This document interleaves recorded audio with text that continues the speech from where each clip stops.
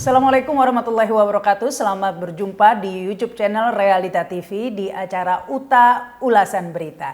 Ya, kali ini kami masih akan mengulas soal ijazah palsu Jokowi meskipun Bareskrim sudah mengeluarkan keputusan untuk SP3 ya. Kasus ini dihentikan dikarenakan sudah dinyatakan ijazah Jokowi identik gitu, bukan otentik ya, dinyatakan identik. Namun polemik terus bergulir pastinya ya, karena barangnya sendiri, ijazahnya itu sampai detik ini belum dikeluarkan. Justru yang dikeluarkan yang lainnya lagi ya. Yang terbaru ini dikeluarkan ada transkrip nilai Jokowi, kemudian ada bukti bayar SPP Jokowi dan lain sebagainya. Termasuk survei nih. Survei ini andalan Jokowi ya, selain buzzer ya. Survei indikator sudah keluar juga ini ya, bahwa hasilnya survei tersebut 69,7%. Nanggung banget ya, nggak sekalian 70%. 69,7% warga tidak percaya kalau ijazah Jokowi itu palsu. Nah, ini semua sudah dikeluarkan, tapi ijazahnya belum dikeluarkan. Ini sampai kapankah kebohongan ini akan terus berlanjut begitu ya? Apakah akan terus dibawa sampai mati begitu ya? Makanya judul UTA kali ini adalah Mati Ngibul ala Jokowi. Untuk menutupi kejanggalan-kejanggalan yang ada dalam ijazah palsu Jokowi ini, berbagai pihak dilibatkan ya. Dan sekarang ini Bareskrim Polri juga sudah mengeluarkan ya, merilis begitu, termasuk transkrip nilai Jokowi yang A, B, C, D begitu ya. Dan anehnya ini D-nya masih banyak ya. C-nya juga ada, juga A-nya. Nilainya yang A ada 3 mata kuliah, kemudian B 10, C 13, C-nya masih ada 13 dan D-nya ada 6 ya. Saya tidak mengerti bagaimana sistem penilaian di UGM pada tahun 80-an itu ya. Yang jelas yang setahu saya ya, saya kuliah di Universitas Erlangga tahun 93 begitu ya.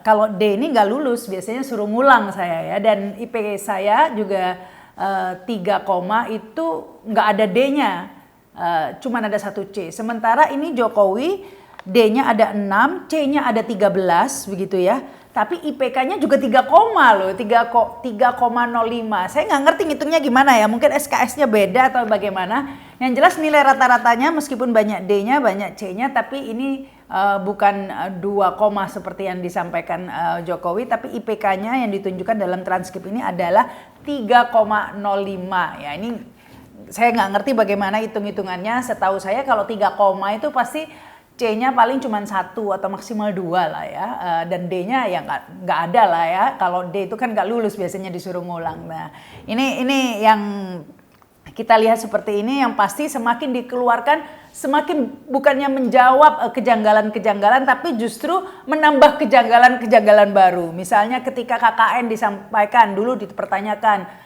kok janggal nggak diketahui KKN-nya, akhirnya disampaikan oleh pihak Polri ya, bahwa KKN-nya tahun 83. Janggal lagi loh, kok tahun 83. Jadi ini bukannya malah mengklarifikasi, malah tambah blunder semua penjelasannya itu. Demikian juga dengan bukti bayar SPP, transkrip nilai dan lain-lain, semua dikeluarkan, padahal yang dipertanyakan bukan itu, yang dipertanyakan adalah ijazah yang tidak pernah dikeluarkan. Sebenarnya itu pertanyaan besarnya ya, karena Bareskrim Polri mengaku menerima langsung ijazah asli itu sekian lama ya, beberapa hari, tapi mengapa yang diupload baru fotokopinya. Nah, ini pertanyaan besar itu yang tidak pernah terjawab, entah sampai kapan akan terjawabnya. Bahkan ada yang bercanda ya, mungkin ijazah asli Jokowi itu disembunyikan di dashboard mobil SMK kali ya, makanya nggak pernah ada. Tentunya Jokowi berharap Polri ini menjadi senjata pamungkasnya ya, untuk menghentikan polemik ijazah palsu ini ya. Tapi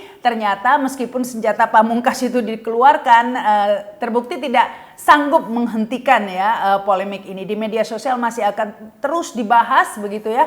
Bahkan kejanggalan-kejanggalan baru terus muncul ya. Yang terbaru dibahas di media sosial ini oleh netizen, yaitu temuan ini ya di buku Profesor Dr. Insinyur Ahmad Sumitra yang berjudul Ekonomi Sumber Daya Hutan.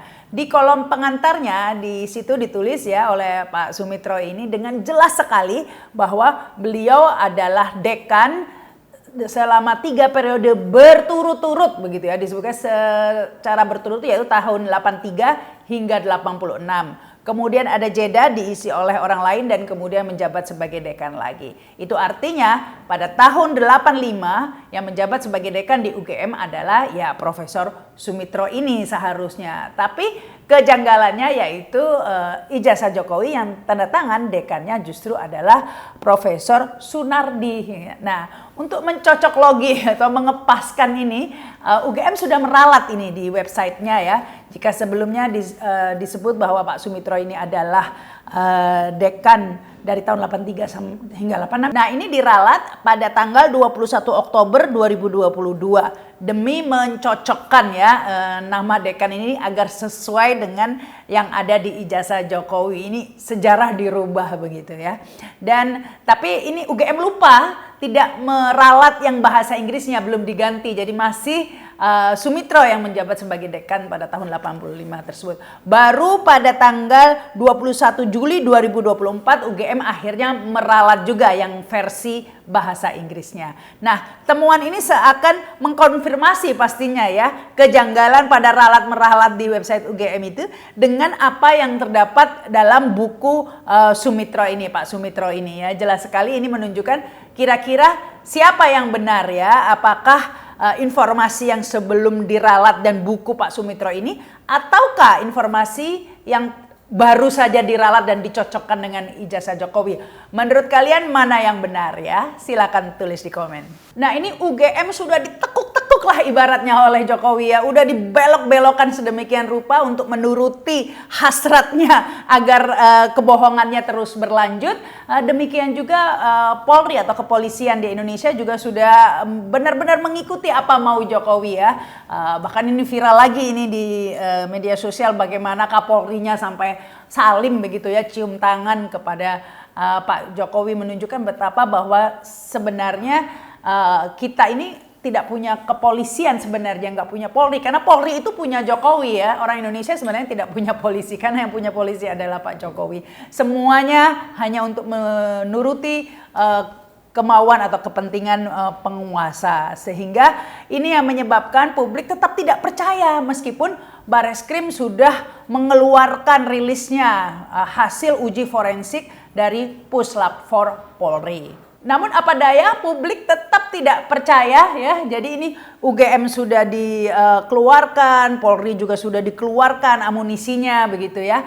Tapi tidak berhasil untuk menutupi kebohongan besar ini. Apalagi Polri ya, publik sudah terlanjur tidak percaya karena kasus-kasus sebelumnya juga dipenuhi oleh rekayasa dan kebohongan. Contohnya kebohongan-kebohongan yang konyol begitu ya, sering disaksikan ya, dipertontonkan begitu saja oleh pihak kepolisian. Contohnya kasus Sambo ya, kita tahu bagaimana itu CCTV dihilangkan, kemudian skenarionya jadi seperti tidak masuk akal begitu ya, ada ajudan mau memperkosa bosnya gitu ya, dan lain sebagainya, sampai menjadi tontonan publik sekian lama, berbulan-bulan ya.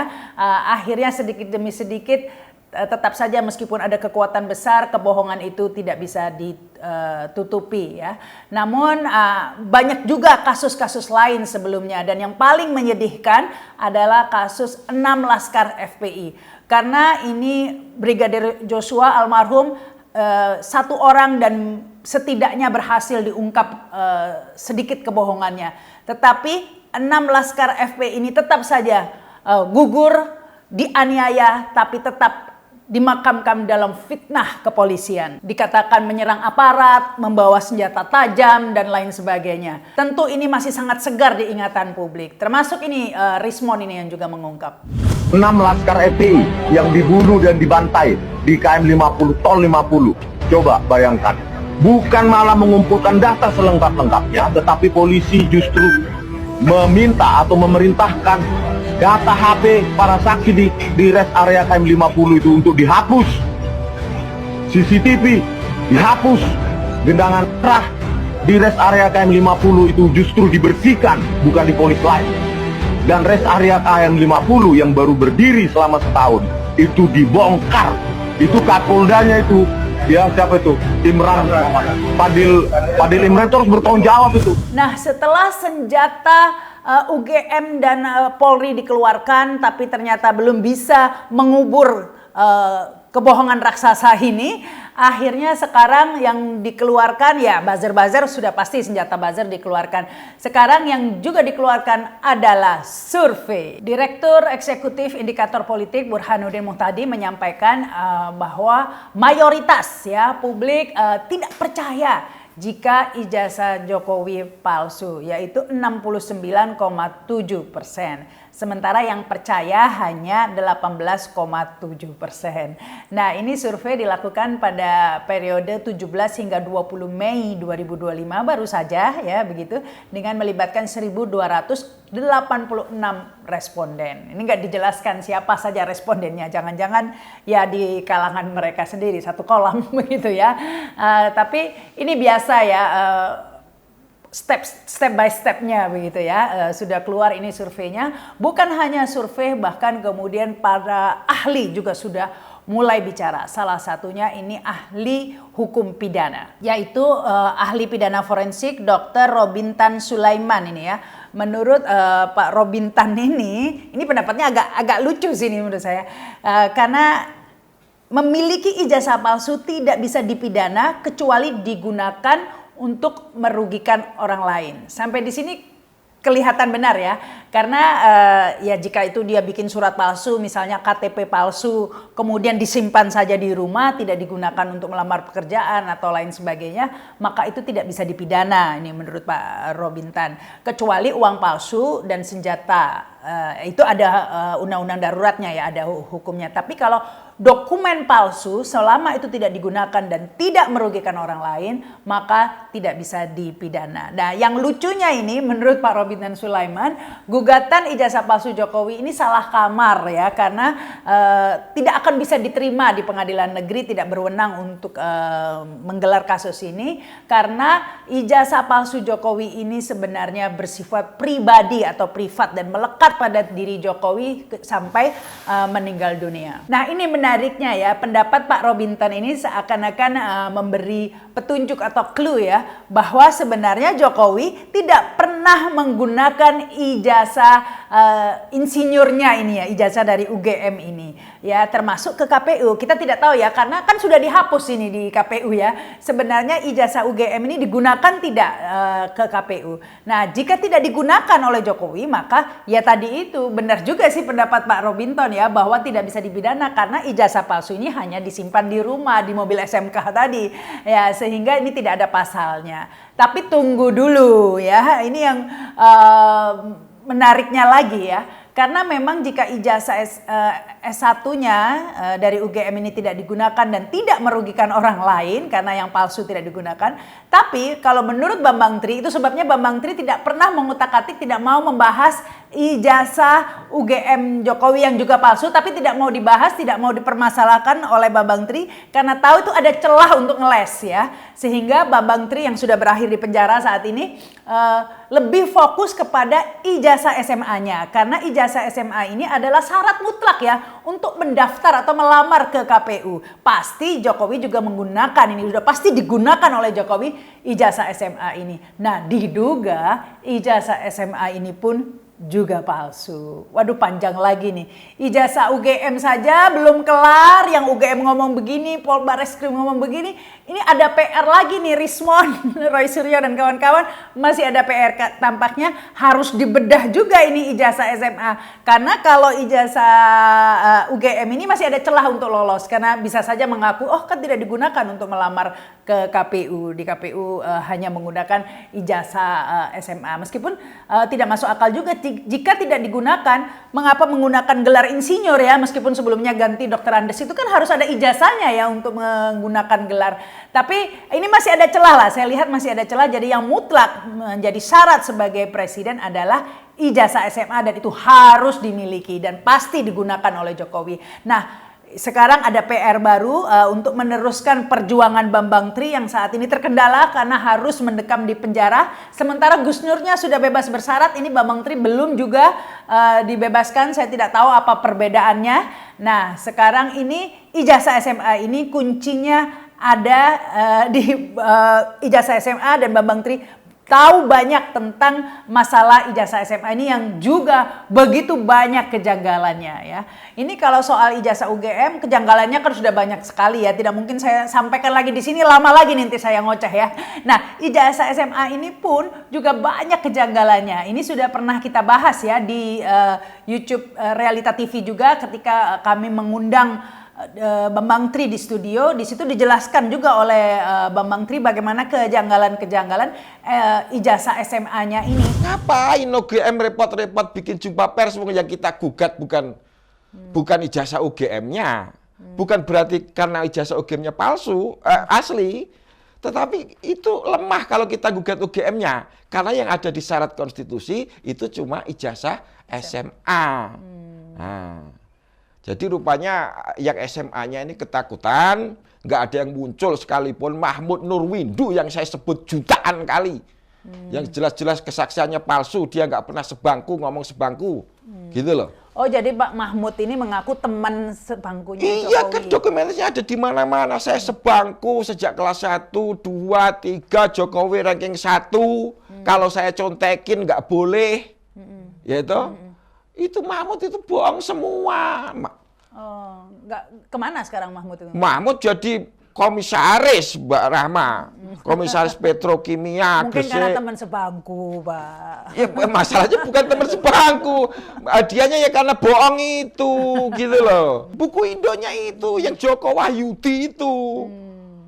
Yang diakui Pak Jokowi itu. Nanti saya tunjukkan deh, maksudnya setelah off air ya, supaya tidak ada banyak waktu. Iya. Terus lanjut lagi setelah itu soal konpres tadi. Ya, konpres tadi, wong legan golek momongan itu kurang kerjaan UGM.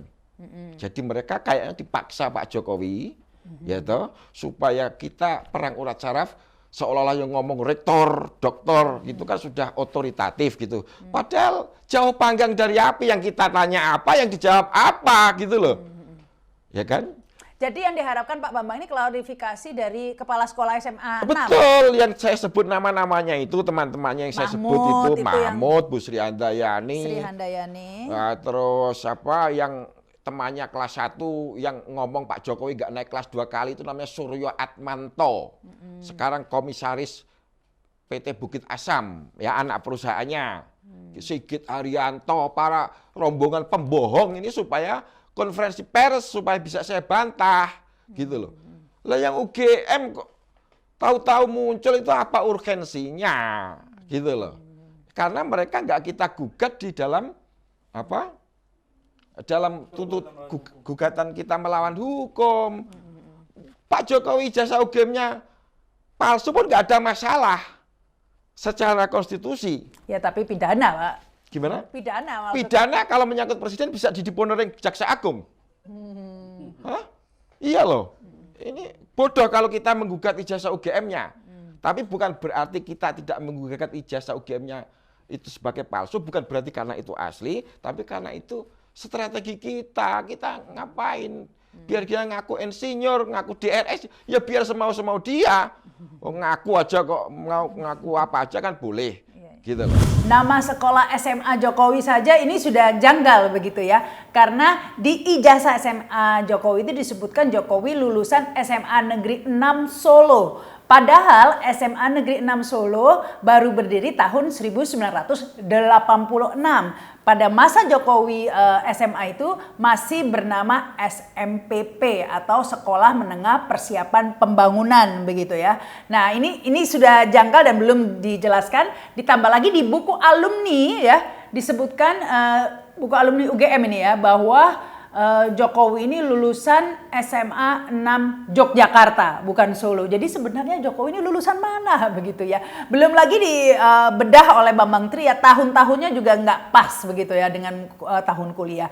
Dan itu masih panjang, silakan dilihat di tayangan kami sebelumnya yang wawancara dengan Bambang Tri bagi yang masih penasaran. Kalau saya sudah pusing sebenarnya ya karena begitu banyak kejanggalan kemudian diklarifikasi bukannya tambah jelas tambah janggal. Nah kalau ijazah SMA Jokowi ini terbukti palsu udah nggak ada celah lagi untuk ngeles karena ini adalah persyaratan untuk melamar menjadi presiden ya, sehingga jika ini terbukti palsu maka tidak sah itu ya, tidak memenuhi syarat berarti Jokowi untuk menjadi presiden. Demikian juga itu berarti sudah digunakan dan merugikan ratusan juta rakyat Indonesia, udah pasti dipidana kalau begitu. Ya, akankah kebohongan besar ini bakal terungkap? Tampaknya kita harus bersabar ya. Jalannya pasti tidak mudah, pasti berliku, dan memang bukan hanya Konoha saja kok yang mendapat pemimpin yang suka bohong begitu ya. Ini juga terjadi di beberapa negara besar lainnya. Salah satunya ini yang viral begitu ya, adalah Presiden Prancis Emmanuel Macron, tahu kan yang baru saja ditambok sama istrinya itu kan, videonya viral. Nah ternyata ini di Prancis sekitar tahun 2021 juga ada semacam kebohongan yang ditutupi yang juga tersebar ramai dibahas, semacam teori konspirasi begitu ya, bahwa sebenarnya istri dari Emmanuel Macron ini adalah seorang laki-laki dulunya, transgender begitu ya. Brigitte ini terlahir sebagai laki-laki dikarenakan tidak ada satupun foto masa kecil dari Brigitte ini. Ini yang mengundang tanda tanya ya. Disebutkan rumornya bahwa Brigitte ini operasi kelamin ketika usia sekitar 30 tahunan. Sehingga foto Brigitte itu baru ada setelah usia 30 tahun. Sebelum 30 tahun ini tidak ditemukan satupun foto masa muda Brigitte ya. Demikian juga kejanggalan-kejanggalan lainnya, misalnya dalam foto keluarga begitu ya. Brigitte seperti mencuri identitas ya, semacam yang di sini begitu ya. Keponakan perempuannya diaku sebagai dirinya, sementara yang diaku kakak laki-lakinya itu justru sebenarnya adalah dirinya sendiri ya. Nah ini yang ramai dibahas pada tahun 2021 di jurnalis-jurnalis Perancis, namun kemudian meredup dan naik lagi ketika ada jurnalis Amerika ini Candace Owens ya, yang kemudian mengangkat lagi isu ini, bahkan ini semacam rismonnya lah kalau di Indonesia ya. Candace Owens ini mengatakan 100% yakin begitu ya, bahwa Brigitte ini seorang transgender, bahwa isu ini adalah benar adanya ya. Ini dikarenakan investigasinya juga ya. Dan Candace Owens juga curiga mengapa ketika isu ini bergulir bukannya mengeluarkan bukti-bukti ya, tapi justru defensif ya. Foto-foto masa kecil Brigitte Macron ini tidak pernah keluar, justru hanya intimidasi terhadap jurnalis yang terjadi. Bahkan salah seorang jurnalis investigasi yang mengaku mempunyai informasi penting begitu ya, justru ditemukan tewas jatuh di dam, dan polisi langsung berkesimpulan bahwa si Isabella Ferreira ini, jurnalis yang jatuh ke dam tersebut, adalah dikarenakan bunuh diri karena stres begitu ya. Ini tipikal banget begitu ya modus-modusnya. Jadi sebenarnya hal-hal serupa ini juga terjadi di negara lain dan memang juga belum terungkap. Tapi bagaimana dengan di Indonesia? Ya tergantung kita pastinya. Kita kawal terus kasus ini. Demikianlah ulasan berita kali ini. Sampai di mana ini ngibulnya Jokowi akan dibawa, apakah akan dibawa sampai mati, ngeles terus begitu ya. Kita tunggu saja ya ini pemberitaannya. Yang pasti publik tidak akan diam ya, terus akan menuntut kebenaran ya. Akhirnya saya Rahma Sarita mengucapkan terima kasih atas perhatiannya. Jangan lupa subscribe dan komen. Wassalamualaikum warahmatullahi wabarakatuh dan sampai jumpa.